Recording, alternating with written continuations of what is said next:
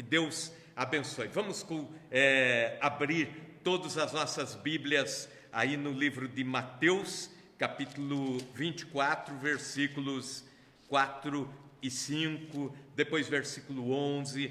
Eu quero que os irmãos deixem a Bíblia aberta em Mateus, capítulo 24, e hoje nós vamos falar sobre misticismo, a espiritualidade sem Cristo e sem a cruz. Mateus 24, este texto inteiro está falando sobre os tempos que antecederão a volta de Jesus e que cremos já estamos neles. O princípio das dores, os sinais da volta de Jesus. Como Paulo disse, o espírito deste mundo o espírito que está neste século é diferente do que foi em outros séculos, em outras épocas. E é por isso que nós estamos trabalhando isso nas quartas-feiras, para trazer a Igreja do Senhor a um discernimento espiritual sobre o tempo em que estamos vivendo. Misticismo e espiritualidade sem Cristo e sem a cruz. Mateus capítulo 24, primeiramente os versículos 4 e 5. A Bíblia diz: e Jesus respondendo disse-lhes: acautelai-vos que ninguém vos engane, porque muitos virão em meu nome dizendo, eu sou o Cristo, e enganarão a muitos. Falando então dos últimos dias, dos sinais que antecedem a volta de Cristo. Agora o versículo 11, e surgirão muitos falsos profetas, e enganarão a muitos. Versículo 24, porque surgirão falsos cristos e falsos profetas, e farão tão grandes sinais e prodígios, que se possível fora, enganariam até os escolhidos. E em 1 Timóteo capítulo 4, versículo 1, indo lá mais para o fim da Bíblia, 1 Timóteo capítulo 4, versículo 1, mas o Espírito expressamente diz que nos últimos tempos apostatarão alguns da fé, dando ouvidos a espíritos enganadores e a doutrinas de demônios. Oremos a Deus. Senhor Deus, nós pedimos que a Tua palavra, trazida aos nossos corações, seja o centro. O Senhor, ó Deus, fale aos nossos corações, à nossa alma, não seja o homem, o ser humano falando. Senhor, nós não estamos aqui para ouvir um pastor falar, um pregador, estamos aqui para ouvir o Senhor falar através da Tua palavra. Estamos aqui, Senhor, sempre quando estamos, para falar contigo. Senhor, estamos aqui sempre para nos prostrar diante de Ti e receber do Senhor aquilo que o Senhor tem preparado para as nossas vidas. Abençoa aqueles que estão no seu lar, ouvindo e também se alimentando com a Tua palavra, em nome de Jesus. Amém. Um dos sinais da volta de Cristo, um boom de religiosidade, um grande número de religiões nascendo, crescendo, e é o que já acontece em nossos dias. Nós temos aproximadamente, no nosso mundo hoje, 60 mil diferentes religiões. 60 mil religiões.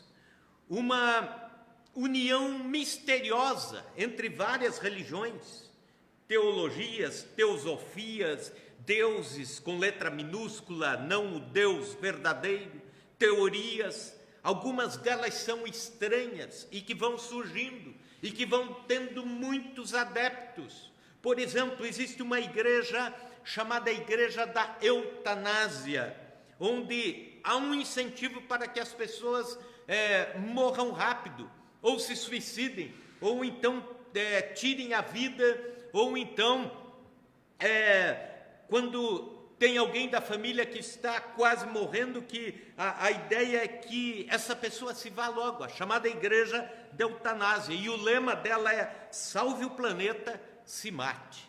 É uma igreja, não é evangélica nem católica naturalmente, mas é interessante, tem adeptos. Existe uma outra igreja com sede na Argentina que adora o jogador já falecido Dieguito Maradona, E sabe quantos adeptos já tem no mundo? 40.000 adeptos em todo o mundo, com templos, com estatuto, com altares, com uniformes, com sacerdotes. Existe uma igreja também onde, ao longo do culto ou da celebração, eles usam maconha para entrar em êxtase e aí receberem as ditas mensagens do além, que serão para o nosso tempo, segundo dizem eles. Pois bem, nas últimas décadas, algumas religiões orientais também ressurgiram com muita intensidade. A busca pela espiritualidade cresce em todo o planeta, e aí a esse fenômeno nós chamamos de misticismo. É um dos fenômenos que antecede a volta de Jesus, e é um dos fenômenos que está dentro desse espírito deste século, do qual o apóstolo Paulo fala. O que é o misticismo? É a busca pela divindade, ou a comunhão com uma verdade espiritual, ou então essa relação íntima, direta com Deus, com o céu, com o Criador, ou então uma espiritualidade, a tentativa da busca por uma espiritualidade mais pura, mais profunda. Só que atrás disso vem religiões, adorações espontâneas, pessoas formando cada uma o seu culto, o seu jeito de adorar, de ser ou de buscar essa transcendência. Algumas religiões renascendo, por exemplo, a nova era, que de nova não tem nada, é a velha era com uma nova roupagem, é aquela velha religião dos egípcios, também dos habitantes de Canaã, antes de Moisés, antes de o povo chegar à terra prometida. Deus disse a Moisés: não deixa o povo fazer nada do que esses povos fazem. Adoram o sol, adoram a lua, adoram as estrelas, sobem nos montes para consagrarem a sua vida a Deus. Eles oferecem seus filhos primogênitos em morte a esses deuses, entram em contato com os mortos, comunicam-se com o mundo das trevas. E ele disse: o meu povo irá buscar apenas a minha face.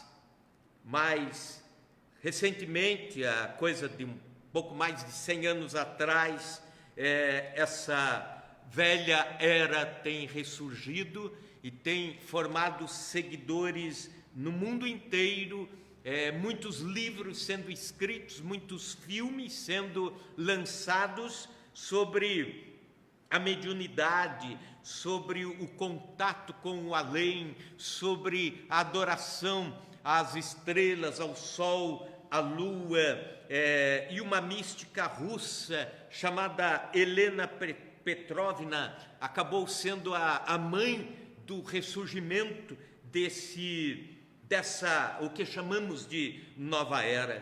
Também um outro tipo de adoração aparece muito forte, crescendo inclusive no Brasil, chamado panteísmo, que é a adoração à natureza, adorar árvores, adorar pedras, ou trazer, talvez você já viu em alguns lugares assim, pessoas que colocam pedras sobre a mesa do seu escritório e dizem: isso aqui emana energia boa para mim e tal. Todo dia tocam aquelas pedras, e assim por diante. Existe um grupo de empresários em São Paulo, e é interessante que não estamos falando de gente inculta, estamos falando de pessoas estudadas, que todo dia pela manhã vão e abraçam uma árvore, e dizem que aquele é o contato com a partícula de Deus que está naquela árvore. E é interessante que a ONU, conforme eu falei naquela pregação do domingo retrasado sobre ideologismos, se você não assistiu, assista, pegue no nosso canal de YouTube, mas existem algumas coisas que vão surgindo, e surgindo com o apoio da maior organização, a de maior autoridade sobre as nações. Por exemplo, existe uma linguagem que é típica da nova era e que já é usado em documentos da ONU, onde se usam os seguintes termos: Mãe Terra, energia cósmica, energia holística ou espiritualidade holística, aldeia global, fluidos positivos ou negativos e assim por diante. Essa linguagem é a linguagem da nova era, desta religião. Angiologia, outra coisa que tem aparecido muito, a adoração aos anjos. Religiões que adoram anjos, anjo Rafael, anjo Miguel, anjo Gabriel. Alguns têm os nomes na Bíblia, outros eles inventam. Astrologia, o direcionamento da vida pelos astros. Nada mais é do que o horóscopo transformado em religião. E pasmem, tem crentes, irmãos de fé, que antes de começar o dia, pegam lá na internet, né, para ver o que o horóscopo diz sobre o meu signo, né? Se você perguntar que signo eu sou, eu nem sei, né? Sei porque ficam falando isso, né? Signo tal é mais temperamental, outro é mais, né? Mas sabe, a nossa vida não é dirigida pelos astros. A nossa vida é dirigida pelo Senhor que criou este mundo, este universo e todos os astros e tudo que nele há. Esoterismo é o conjunto de práticas que estão normalmente assim, ocultas. Então, pessoas que têm práticas religiosas ocultas e dizem: eu não posso revelar isso. E sempre quem trabalha com ocultismo também, aliás, com esoterismo, tem um pé no ocultismo, mesmo porque a própria palavra já diz, existem conhecimentos ocultos, não revelados e assim por diante. Existe também uma sociedade etérea, onde se adoram ETs, e os sacerdotes desta religião procuram fazer os contatos com seres extraterrestres, com seres do espaço, porque eles dizem: são os nossos deuses. Enfim, o mundo nunca esteve tão religioso como está agora, nesses dias, neste século. Mas, ao mesmo tempo, vazio de Deus. Olha que coisa impressionante, buscando a Deus com intensidade e, ao mesmo tempo, vazio de Deus. É a busca certa pelos caminhos errados. É o buscar a Deus, mas pelas estradas erradas. O misticismo promove uma confusão entre crendice e fé. Numa determinada ocasião, eu estava assistindo um documentário sobre imagens que choram sangue, gotas de sangue, pessoas que sobem escadas de joelhos, outros que fazem determinadas viagens para receberem as suas ditas promessas ou graças e assim por diante. Estava ao lado de uma pessoa cristã, conhecedor da Bíblia, e essa pessoa erroneamente disse assim: eu acho que Deus honra a fé dessas pessoas. Já ouviram isso? Né? Acho que Deus honra a fé destas pessoas. Isso não é fé, isso é crendice. Por quê? Porque em Lucas capítulo 18, versículo 8, Jesus diz: contudo, quando o Filho do Homem vier, encontrará fé na terra. Vai encontrar muita religião, mas pouca fé. Vai encontrar muito misticismo, mas quase nada de fé. É o que o texto está dizendo. O que é fé, então? Efésios 2:8. Porque pela graça sois salvos por meio da fé. Isso não vem de vós, é dom de Deus, não vem de obras para que ninguém se glorie. Então, a fé é o meio que Deus providencia para pessoas chegarem à salvação em Cristo. A fé nos leva à graça de Cristo e não nos afasta de Cristo. E não nos leva para outros caminhos que estão mais distantes de Cristo. Então, confusão entre fé e crendice é o que nos traz o misticismo. Mas também o misticismo aproxima o homem de um Deus, com letra minúscula, mas o afasta do Deus verdadeiro. O misticismo sempre foi confuso quando fala do poder extraterrestre, do caminho de baixo para o caminho de cima, de as pessoas serem boas para irem para um patamar mais elevado, sempre tentando dizer que nos leva a Deus, mas na verdade afasta pessoas de Deus. O projeto da Torre de Babel, lá em Gênesis, nada mais foi do que um projeto místico. Pessoas querendo ser igual a Deus, chegarem no céu. O que Deus faz? Deus confunde tudo isso. Porque era uma época de intensa religiosidade. E os homens faziam pequenas torres de adoração. Até que veio a ideia, por que não nos juntamos, fazemos uma grande torre de adoração, e aí sim nós seremos como Deus, chegaremos à divindade. Esse patamar não diz respeito ao Deus, Criador do céu e da terra, mas diz respeito aos deuses deste mundo. Para que você entenda melhor como que nós olhamos para um mundo de religiosidade e chegamos à conclusão de que ele é vazio de Deus. Talvez o Brasil seja um dos países, se não for o mais religioso do mundo. Veja bem, o Brasil é o país com o maior número de católicos do mundo, 123 milhões de católicos praticantes. É o maior país em número de evangélicos pentecostais do mundo. É também a maior nação espírita do mundo. É 3 mais, né? Com 3 milhões,8, segundo o IBGE, de seguidores do espiritismo. É o terceiro país em maior número de testemunhas de Jeová. E é o país do mundo onde as testemunhas de Jeová mais crescem, o Brasil. É o terceiro país com maior número de mormons do mundo. É também a quarta maior nação evangélica do mundo. Mas, estranhamente, o Brasil também veja bem, a segunda nação com maior número de suicídios do mundo, por ano. É o terceiro país em número de assassinatos de mulheres a cada ano, feminicídio. É o terceiro país em maior número de assassinatos de jovens abaixo de 29 anos de idade. É o terceiro país da América Latina que mais produz e envia drogas para a Europa.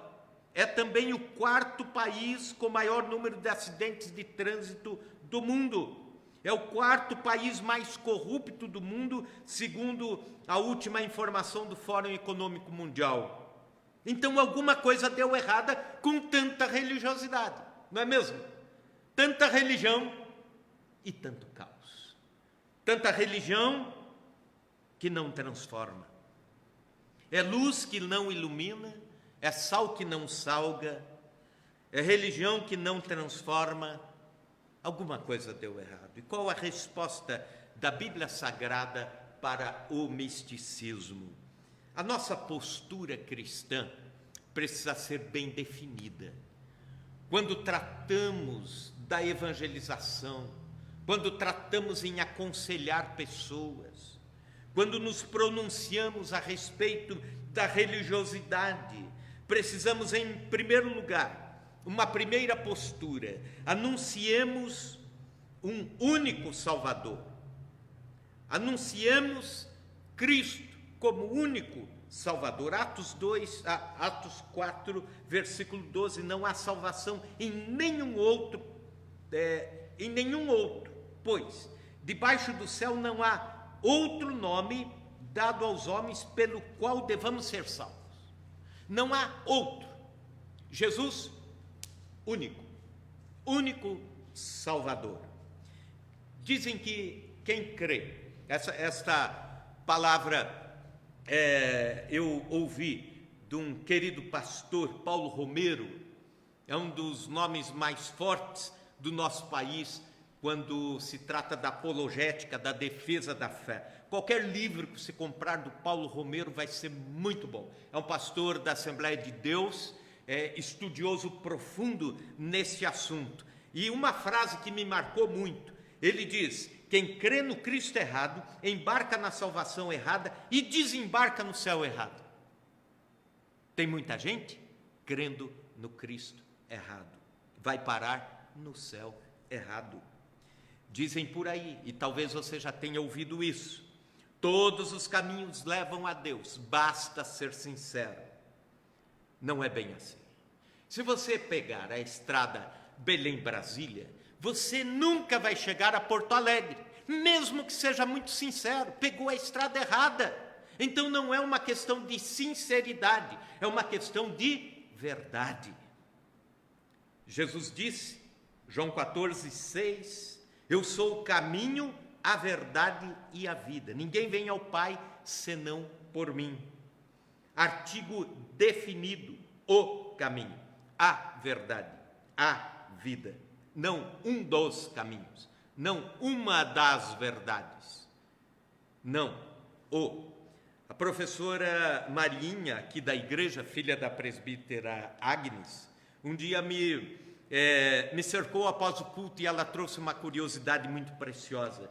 Ela disse: pastor, observe que todas as vezes que os evangelhos tratam da salvação, os artigos são definidos, não tem artigo indefinido.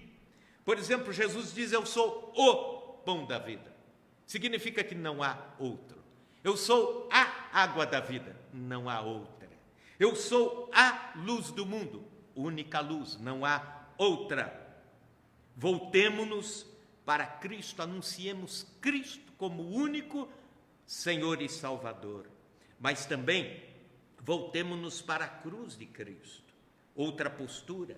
O apóstolo Paulo, quando trata essa questão do misticismo, ele escreve o seguinte, em 1 Coríntios 1, 22 e 23, os judeus pedem sinais milagrosos. É a ideia do misticismo. Os gregos procuram sabedoria. Também a ideia do misticismo. Nós, porém, pregamos Cristo crucificado, o qual, de fato, é escândalo para os judeus e loucura para os gentios. Na cruz de Cristo, toda a justiça de Deus foi satisfeita. Na cruz de Cristo houve um encontro do homem caído com o Deus Criador Todo-Poderoso, Redentor da história. Na cruz de Cristo se resume toda a história da salvação. Quer ir para Deus através do sacrifício de Cristo, único caminho. Ali foi todo o sacrifício pela humanidade oferecido e aceito por Deus. Então, quando alguém está querendo Deus, mas sem saber o caminho, ofereça a salvação em Cristo. Ofereça. Não fique com vergonha de oferecer o evangelho transformador de Jesus.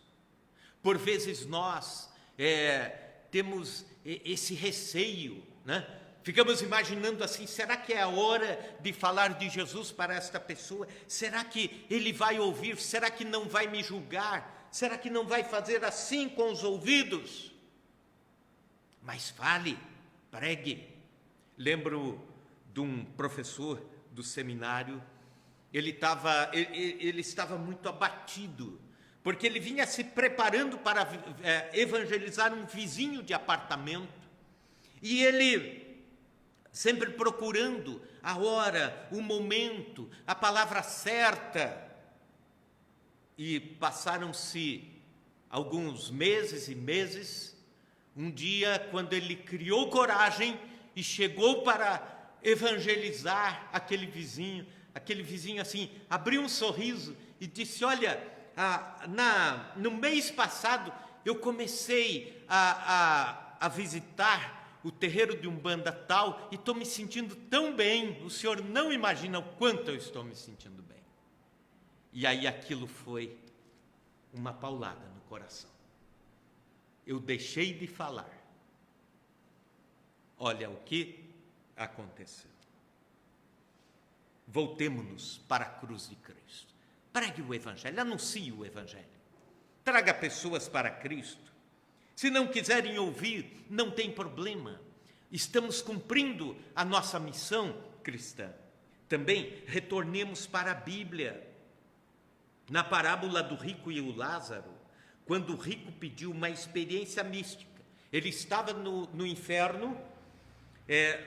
Essa questão, assim, não tem como explicar toda a parábola. Não é que os ricos vão para o inferno e os pobres vão para o céu, não é essa a mensagem central, mas a mensagem central é que alguém rejeitou a Cristo, a salvação, a vida com Deus, e alguém aceitou humildemente estar na presença de Deus. Mas quando o rico estava no inferno, ele gritou para Abraão no céu: permita que alguém ressuscite, alguém que está aí, e vá até os meus parentes que estão lá na terra e preguem para eles, para que eles não venham para esse lugar de tormento como eu estou aqui. E sabe o que o Abraão respondeu? Eles têm Moisés e os profetas, ouçam-nos. Lucas 16, 29. Isto é, eles têm a lei de Moisés e têm os escritos dos profetas. Eles já têm a revelação. E nós, também cristãos, temos a revelação de Deus na Bíblia Sagrada.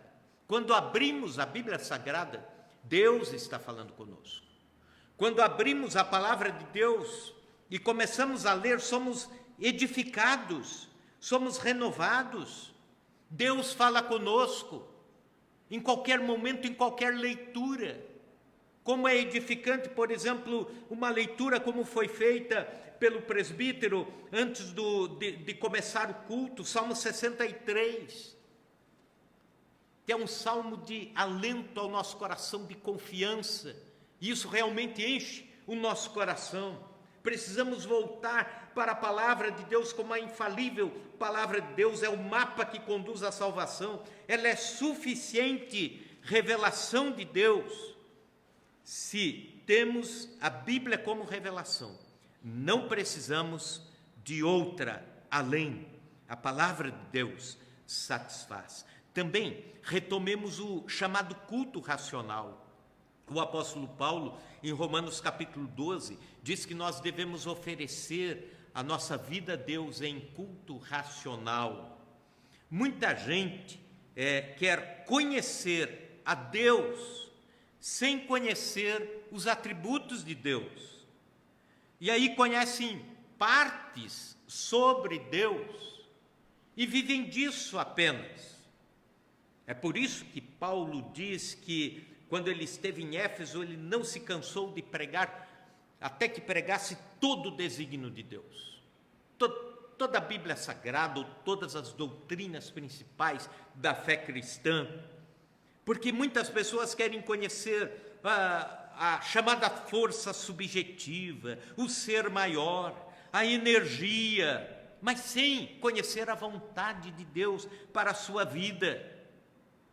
Por exemplo, eu estava lendo a respeito de um místico, que ele diz assim: enfim, eu encontrei o amor, e o amor ao próximo é Deus. Então, amando o próximo, eu encontrei Deus.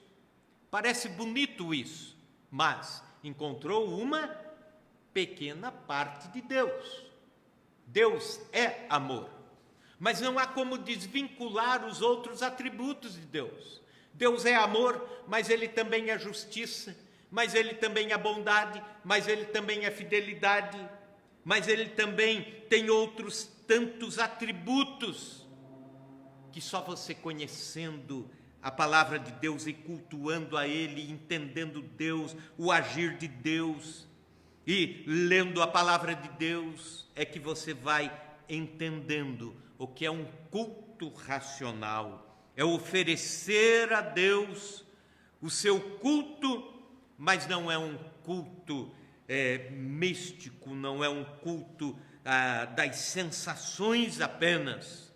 Uma das prerrogativas da reforma protestante de João Calvino é que nós acabamos por ser chamados de aqueles que adoram a Deus com o raciocínio.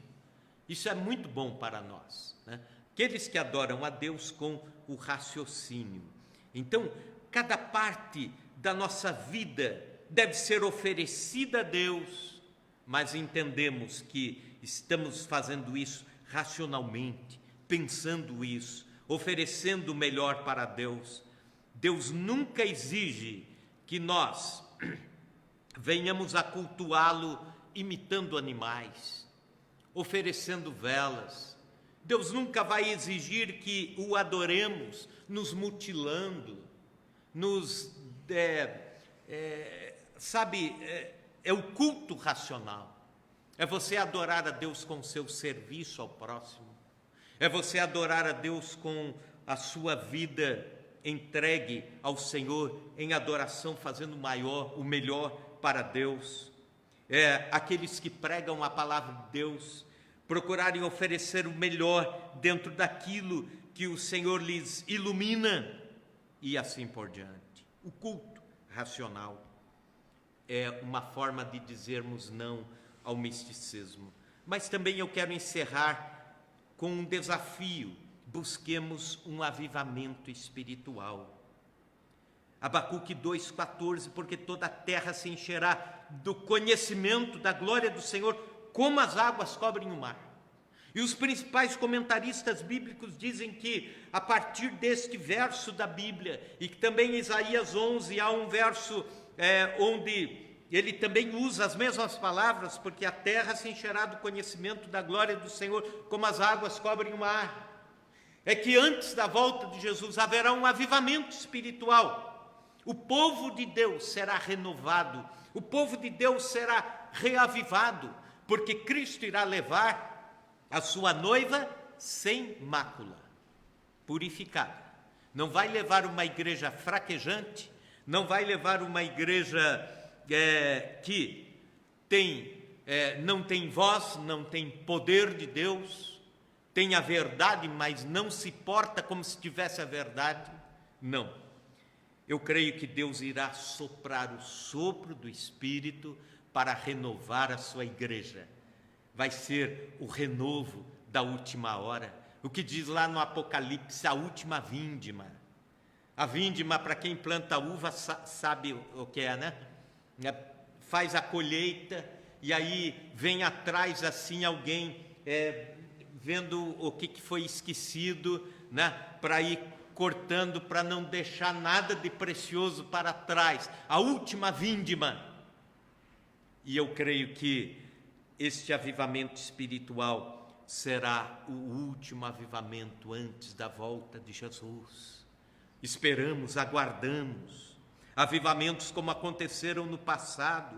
Por exemplo, já falei muito sobre os avivamentos da época de Wesley, da época do país de Gales, mas talvez eu nunca tenha falado com os irmãos sobre 1727, quando os irmãos morávios começaram a orar. Era um grupo de irmãos, assim, mais ou menos como é a terceira IPI, mas fizeram um pacto de começar a orar. Fizeram um pacto de buscar a Deus em oração incessantemente, em torre de oração.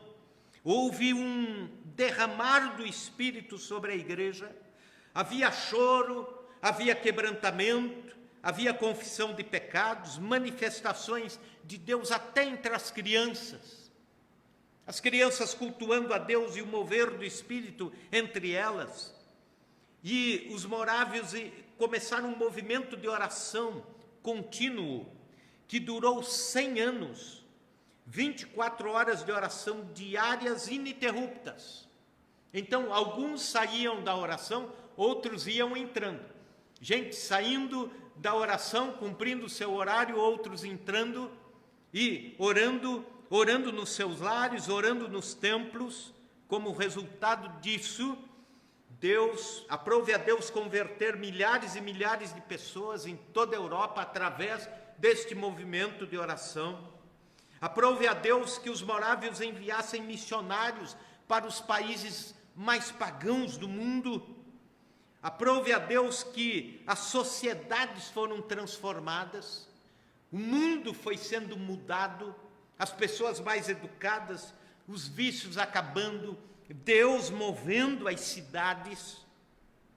Por fim, igrejas revitalizadas, igrejas que tinham um culto a cada domingo com pouca gente, de repente tendo 4, 5 cultos a cada domingo, porque as pessoas vinham para ouvir a palavra de Deus, obras sociais sendo feitas, a sociedade transformada, um avivamento, um soprar de Deus. Nós precisamos disso.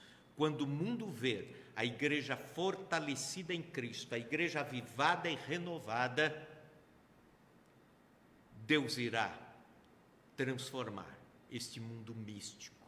Deus irá, de uma certa forma, trabalhar nesses corações através da palavra anunciada, da pregação, da oração, de uma igreja avivada, do povo de Deus avivado, do povo de Deus voltando